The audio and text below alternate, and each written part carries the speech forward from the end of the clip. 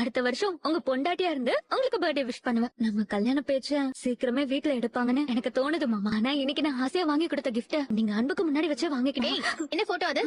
அடுத்தவ புருஷன் மேல ஆசைப்படுறீங்க. நான் கல்யாணம் ஆனவர் மேல ஆசையா வளர்த்துக்கல. நான் கதிர் மாமாவை சின்ன வயசுல இருந்தே லவ் பண்றேன். கதிருக்கு தான் கல்யாணம் ஆயிடுச்சுன்னு இப்ப தெரிஞ்சிருச்சுல. ஆனா அந்த சாக்க வச்சு அவள கிஃப்ட் கொடுத்துட்டா. அத பிரிச்சு வர பாத்திருக்காரு. திருநூறு வர வச்சு விட்டுருக்கா. அதெல்லாம் பாத்துக்கிட்டே நின்னு இருக்கீங்க. என்ன டீச்சர் நீங்க? நானா இருந்தா அதே இடத்துல வச்சு அவ கண்ணத்துல ஓங்கி விட்டுருப்பேன். அது மட்டும் இல்ல, எத்திய காட்டிட்டு நின்னவருக்கு ஒரு அர்ச்சனை பண்ணிருப்பேன். என்ன மாதிரி குழந்தை இப்படி எல்லாம் பேசுறீங்க?